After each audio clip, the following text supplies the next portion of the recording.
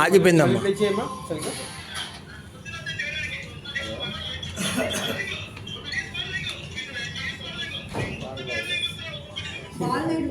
బాల్లెడ్ ఒక అంటే కాలనీలో పెద్ద ఆయనతో ఒక మాట మాట్లాడాడండి.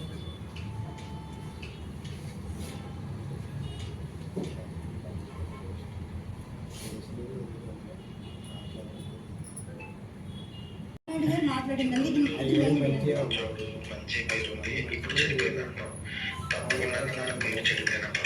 ఎందుకంటే ఒక దళిత మహిళను అడ్డు పెట్టుకొని ఆమె చేసే చెత్త రాజకీయాలు ఒక మాట కన్నా గమనించాలి. పల్లా శ్రీనివాసుని నమ్ముతావు కదా, పల్లా శ్రీనివాసు తమ్ముడు నువ్వు ముందుకెళ్ళు, నేను చూసుకుంటాను.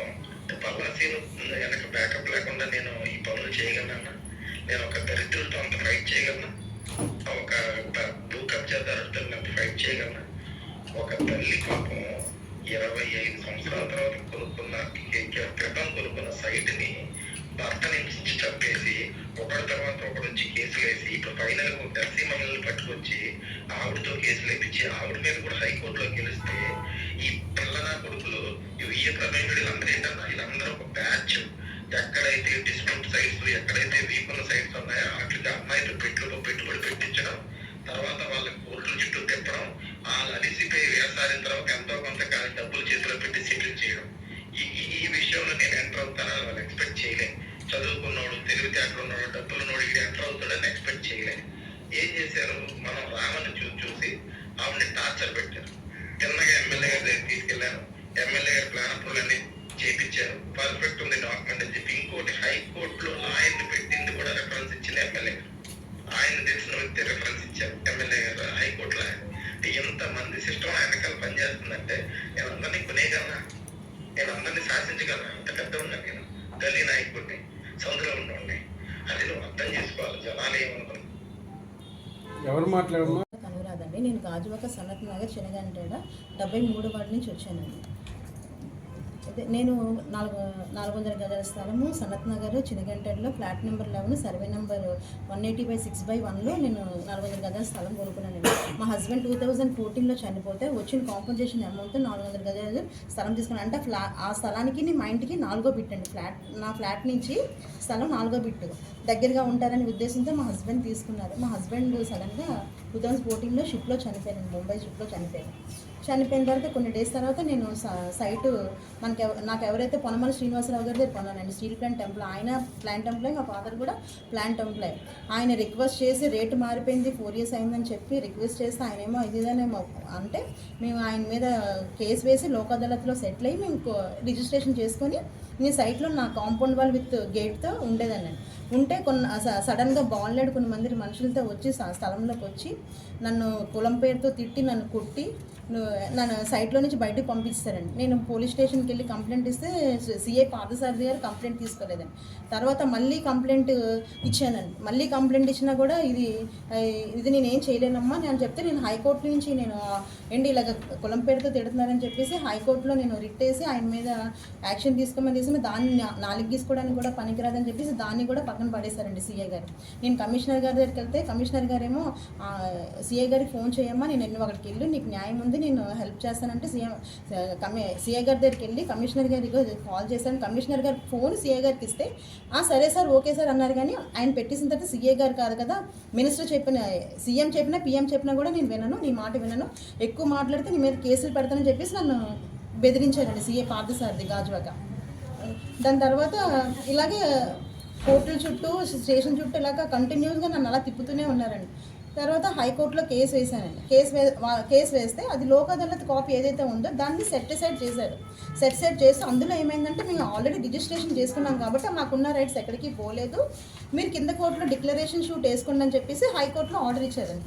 మీరు February 2వ తారీఖున 2026 February 2వ తారీఖున కోర్టు నుంచి ఆవిడ సమన్స్ తీసుకున్నారండి. అవతల పార్టీ ఆవిడ మాధవీన తీసుకున్న తర్వాత 3వ తారీఖుని 30 నుంచి 40 మధ్యలో కొంతమంది లేడీస్ జెంట్స్ని పెట్టి సైట్లో నేను వెళ్ళేటప్పటికల్లా సైట్లో ఉండి నేను వెళ్ళాను ఇలాగండి. నేను ఎలా వెళ్ళాను సైట్లోకి వాళ్ళు వచ్చి నన్ను మా అమ్మగారిని మా సిస్టర్ని మా ఇంకో ఆవిడని మొత్తం 4గురిని కూడా తోసేసి మెడలో చైన్ కూడా బంగారు చైన్ లాగేశారు.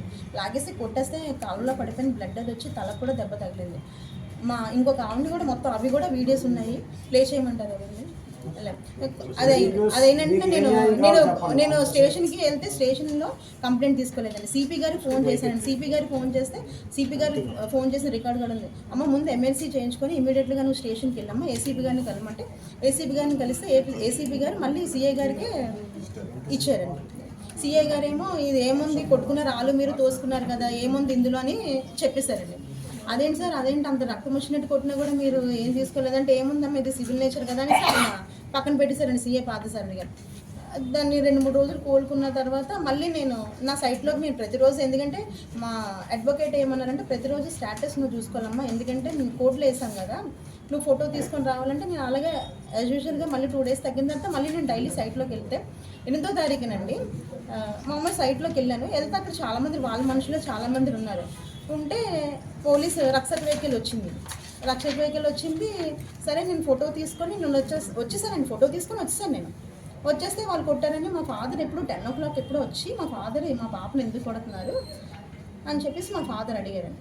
అడిగితే అది మా ఫాదరు మా మదర్ కూడా అది కూడా సైడ్ బయటే ఉన్నారు వాళ్ళు అన్నీ అడిగితే అయిపోయింది. ఆ రోజు సాయంత్రం నాకు ఎస్ఐ గారు ఫోన్ చేసామా మీ మీద కేసు ఫైల్ అయింది. కేసు ఏం పెట్టారంటే దేనికి కేసు పెట్టారంటే కేసు ఉందన్నారు. అంతేగాని ఏ కేసు పెట్టారు ఏంటో కేసు గురించి కూడా అంత నాకు ఐడియా లేదు. తర్వాత ప్రతిరోజు కూడా నేను సైట్లోకి వెళ్ళినప్పుడు నేను సైట్లోకి ఎప్పుడు వెళ్ళినా కూడా నాకు పోలీస్ వాళ్ళు ఫోన్ చేసి మీ మీద కేసు ఉంది, మీరు సైట్లోకి ఎందుకు వెళ్తున్నారు, మీ మీద కేసు ఉంది, సైట్లోకి ఎందుకు వెళ్తున్నారో నాకు బెదిరించేవాళ్ళండి.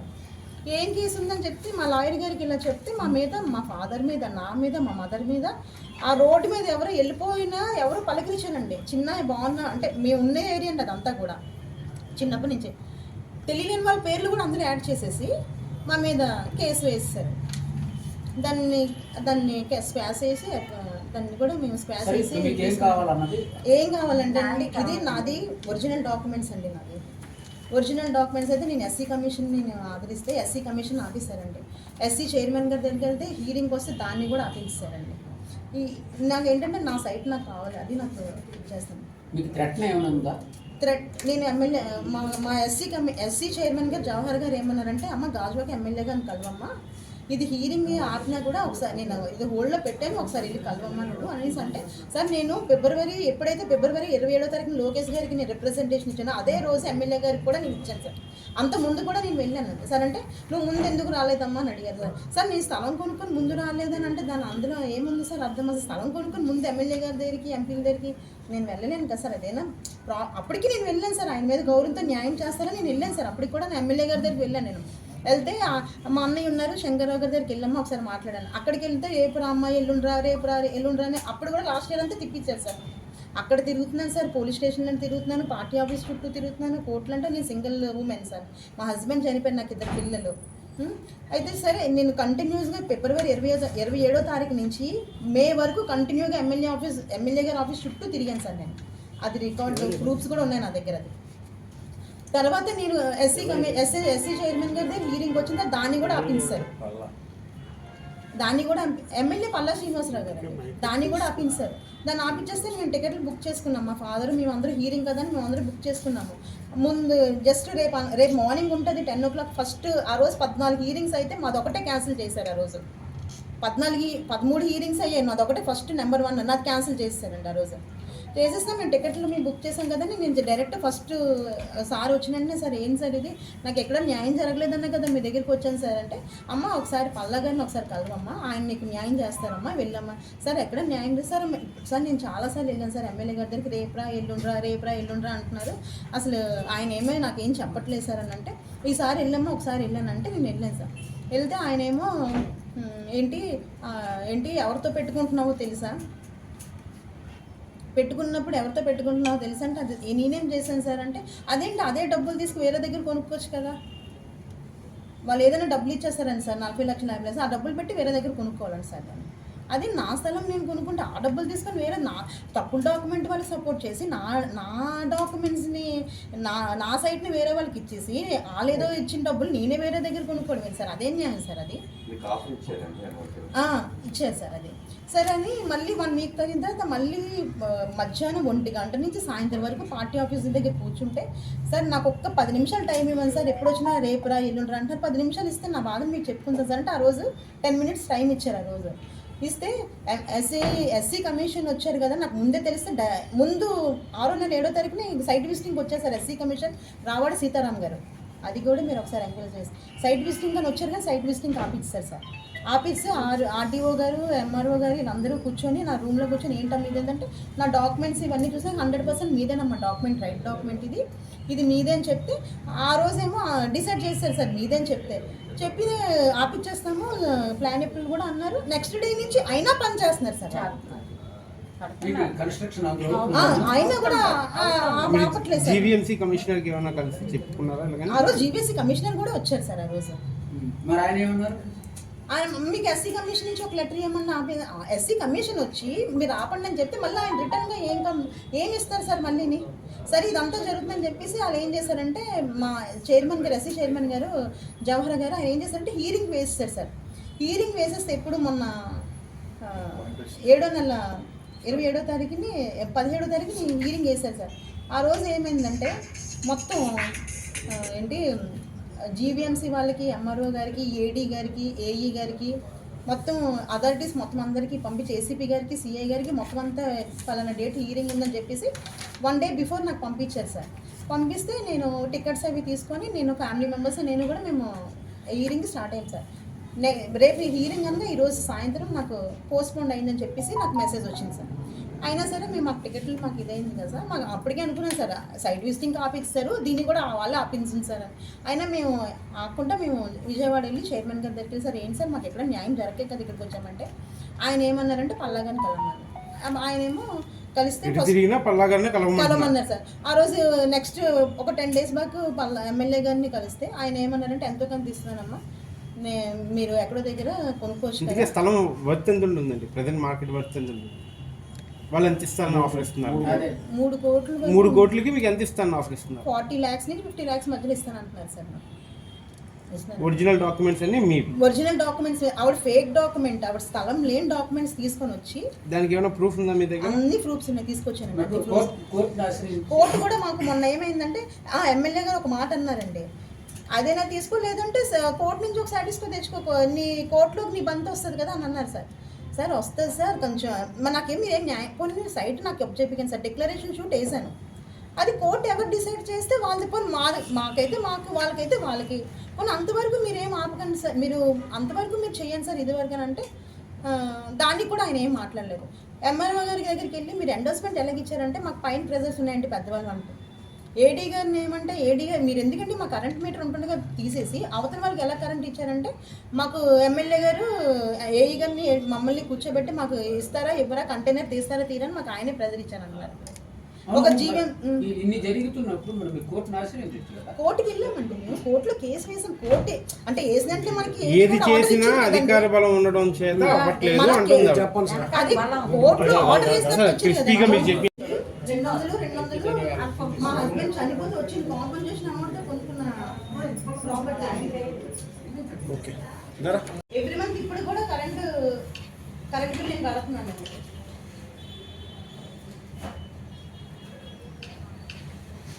400 గజాల స్థలము Sanath Nagar flat number 11 186 survey number 186/1 ఉన్న నా ఫ్లాట్ నాకు ఇచ్చి ఇవ్వాల్సిందిగా నేను కోరుకుంటానండి. ఎమ్మెల్యే గారికి రిక్వెస్ట్, ఇది లోకేష్ గారికి మన సీఎం గారు చంద్రబాబు నాయుడు కూడా నేను మీరు ఎక్కడ ఇంకా న్యాయం చేస్తారని నేనైతే ఆశిస్తున్నానండి. ఇంకా నేను ఇంతమంది దగ్గర నేను డీజీపీ సార్ దగ్గర కూడా వెళ్ళానండి. నేను ఇక్కడ పోలీసు సిఐ గారు నా మీద కేసు తీసుకెళ్ళాను, విజయవాడ డీజీపీ సార్ దగ్గర కూడా అది కూడా రిప్రజెంటేషన్ ఉందండి. అది నేను తిరగలేను. అదే కమిషనర్ గారి దగ్గరికి 100 times వెళ్ళానండి. పీజీఆర్ఎస్కి వెళ్ళానండి. మొత్తం అన్ని తిరిగి ఈ సంవత్సరం నుంచి ఇదే ప్రతిరోజు నా పిల్లల్ని ఇంట్లో వదిలేసి ఇదే తిరగడం అండి నా పని. స్టేషన్కి, పోలీస్ కమిషనర్ గారి దగ్గరికి, ఎంఆర్ఓ ఆఫీస్కి, కలెక్టర్ గారి దగ్గరికి, డీజీపీ ఆఫీస్కి, మన ఎస్సీ కమిషన్ ఆఫీస్కి ఇవే తిరగడం తప్పించి నాకు ఎక్కడ ఆయన దగ్గర పార్టీ ఆఫీస్ ఉంటే ఇంటి నుంచి 6 నెలలు తిరిగానండి ఆయన దగ్గరికి. నేను మీకు ఏదర్థమని చెప్పండి. నా పేరు డాక్టర్ భూషి వెంకటరావు, వ్యవసాయ ఐక్యవేదిక రాష్ట్ర కన్వీనర్. ఈవిడ బాధితురాలు అనురాధ, ఆవిడ తల్లి వ్యవసాయ నాయకులు ఓంకార్. ఈమె భర్తను కోల్పోయినటువంటి మహిళ గాజువాకలో 400 గజాల స్థలం కొనుక్కుని ఇవాళ కబ్జాకు గురైతే కబ్జాదారుల నుండి నా స్థలాన్ని రక్షించి నాకు న్యాయం చేయమని చెప్పి ఈవిడ కింద ఉన్నటువంటి పోలీసు ఎస్ఐ దగ్గర నుండి పైన డీజీపీ వరకు కింద ఉన్నటువంటి స్థానిక శాసనసభ్యుడి నుండి రాష్ట్రాధినేత తనయుడు లోకేష్ వరకు ఎస్సీ కమిషన్ వరకు కూడా వెళ్ళినా గత 2 ఏళ్లుగా ఈమె చాలా ఇబ్బందులు పడుతూ ఇవాళ విరసం ఐక్యవేదిక సహాయం కోరింది. మేము ఈవిడ పేపర్స్ అన్ని చూసిన తర్వాత ఈ కేసుల్లో నిజాయితీ ఉంది, ఈవిడే నిజమైన బాధితురాలని చెప్పి మేము విశ్వసించి ఈవిడికి అండగా విరసం ఐక్యవేదిక నిలబడుతుంది అని ప్రకటిస్తా ఉన్నాం. నెంబర్ 1, ఇవాళ ఈవిడ బాధితురాలు పలగా గోపాల్ అని అతను ఎమ్మెల్యే పల్లా శ్రీనివాసరావు గారి ముఖ్య అనుచరుడు. ఇతను ఈ ఏరియా వాడు కాదు. మాధవ్ అనేటువంటి ఆవిడ ఫేక్ డాక్యుమెంట్ సృష్టిస్తే ఆవిడకి సపోర్ట్గా అతను అక్కడ రౌడీజం చేస్తూ రౌడీలను పెట్టి ఈమెని బెదిరించి గందరగోళం చేస్తూ ఉంటే ఈవిడికి సహాయంగా నిలబడాల్సినటువంటి అధికారులు తిరిగి ఈవిడ మీద కేసు పెట్టారు. ఈవిడ ఎస్సీ మహిళగా అవమానాలకు గురైతే వాళ్ళ మీద అట్రాసిటీ కేసు పెట్టాల్సిన వాళ్ళు బాధితురాలనే నిందితురాలుగా చేసి కేసు పెట్టింది గోధువాక పోలీస్ స్టేషన్. సరే, ఈ సైట్ విషయంలో ఈ ప్రాంతంలో ఉన్నట్టు మా ఎస్సీ కమిషన్ సభ్యులైనటువంటి రావాడ సీతారామ గారు గత 3 నెలల కాలంలో కనీసం 30 నుంచి 40 ఈ ల్యాండ్ డిస్ప్యూట్ కేసుల్ని ఆయన దగ్గరుండి సైట్ విజిట్ చేసి పరిష్కరించారు. ఆయన మీద మా గౌరవం. ఆయన ప్రత్యక్షంగా గోధువాకు వచ్చి నీకు న్యాయం చేస్తానమ్మా అని చెప్పి వస్తే సైట్లో కలగకుండా ఆయన ఆపేశారు. ఇవి చెప్పిన దాన్ని బట్టి ఆఫీసులో కూర్చోబెట్టి కాగితాలు పరిశీలించంతా దీంట్లో న్యాయం ఉంది, నీకు న్యాయం జరుగుతుంది ఆయన చెప్పారు. అయినా ఈ కబ్జా పర్వం ఆగలేకపోతే చివరికి ఎస్సీ కమిషను హీరింగ్ పిలిస్తే గౌరవ శాసనసభ్యులు పల్లా శ్రీనివాసరావు గారు అది ఆపేశారు. ఎస్సీ కమిషన్ హీరింగ్ ఆపేశారు అని చెప్పి మేము ప్రకటిస్తాం. ఎందుకు మేము ప్రకటిస్తున్నామంటే ఎస్సీ కమిషన్ చైర్మన్ గారు ఆయన ఈ డాక్యుమెంట్ని చూసి అధికారులు నిలవేసి న్యాయాలు చూడాల్సినటువంటి జస్టిస్ స్థానంలో ఉన్న ఆయన ఆపేసి మీరు వెళ్ళి ఎమ్మెల్యేని కలవండి అన్నారంటే ఇది బాగుందా? ఇది అసైన్మెంట్ ల్యాండ్ కాదు. ఉచితంగా స్థలం ఇవ్వమని మేము అడిగితే ఇది అసైన్ ల్యాండ్ అయితే దానికి అథారిటీ కలెక్టర్ గారు, ఎమ్మెల్యే గారు. ఇది సొంత స్థలం, దీని మీద ఎవరికే హక్కులు లేవు. ఎమ్మెల్యే గారిని ఎందుకు కలవాలి? కేవలం ఆక్రమించిన వాళ్ళు ఎమ్మెల్యే మనుషులు కాబట్టి, వాళ్ళ తరఫున ఉన్నటువంటి రౌడీజం చేసేవాడు ఎమ్మెల్యే ముఖ్య అనుచరుడు కాబట్టి. అయ్యా లోకేష్ గారు, దయచేసి చూడండి. మీరు ఇవాళ ప్రియాంకని అఖిల ప్రియని పిలిచారు, వార్నింగ్ ఇచ్చారు. బొండా ఉమ్మని పిలిచారు, వార్నింగ్ ఇచ్చారు. లేకపోతే కొలకపూడి శ్రీనివాసుని పిలిచారు, వార్నింగ్ ఇచ్చారు. మరి ఈ సంగతి కూడా చూడండి సార్. ఇవాళ భూ కబ్జాదారులకి మా ఎమ్మెల్యే గారు సహాయం చేస్తూ ఉన్నారని చెప్పి ఆధారాలతో సహా మా దగ్గర ఉన్నాయి. లోకేష్ గారు, దయచేసి ఈ గోధువాక ఎమ్మెల్యే గారు భూ కబ్జాదారులకి అండగా నిలబడి ఒక దళిత వితంతు మహిళకి అన్యాయం చేస్తూ ఉన్నారు. ప్రభుత్వం దీన్ని గమనించాలి, పోలీసు వారు దీన్ని గమనించాలి, ఎస్సీ కమిషన్ వారు దీన్ని గమనించాలి. ఆ సైట్లో ఉన్న ఆక్రమణదారుల మీద క్రిమినల్ చర్యలు చేపట్టి వారిని జైల్లో పెట్టి ఈమె స్థలం వీడిగా లేదు, ఆ స్థలం వివాదంలో ఉందని భావిస్తారా? ఇద్దరు ఎవరో కూడా సైట్లోకి వెళ్ళడానికి వీల్లేదని చెప్పి ఎంఆర్ఓ కూర్చోబెట్టి దాని మీద అవసరమైతే మీరు బైండ్ ఓవర్ చేయండి, లేదంటే 164 పెట్టండి, ఎవరూ వెళ్లకుండా చేయండి. స్థలం వివాదాన్ని పరిష్కరించదలుచుకుంటే స్థలంలోకి ఎవరు వెళ్లకుండా చేసి కోర్టు ఉత్తర్వులు ఫైనల్గా వచ్చే వరకు దాన్ని రక్షించాల్సిన బాధ్యత ప్రభుత్వాన్ని. అలా కాకుండా ఈమెను మాత్రం సైట్లోకి వెళ్ళొద్దంటారా? ఈవిడ మీద పోలీస్ కేసు పెడతారా? వాళ్ళు బిల్డింగ్ కట్టేస్తూ ఉంటారా? పైగా ఎమ్మెల్యే గారు మధ్యలో ఉండి డబ్బులు సెటిల్ చేసుకోమని సలహా ఇస్తారా? ఇది తప్పు. ఎమ్మెల్యే గారు, మీ మీద మాకు గౌరవం ఉంది. మీ బిల్డింగ్ పడగొట్టేస్తాం మేము మాట్లాడాం, మీ బిల్డింగ్ అన్యాయంగా పడగొట్టారు మేము మాట్లాడాం. ఇవాళ మీరు చేసేది ఒక ఆడపిల్ల భూమి అవతల వారు కబ్జా చేస్తామంటే వాడు మీ అనుచరుడు అయినంత మాత్రాన మేము మీ ఓటర్లు అండి.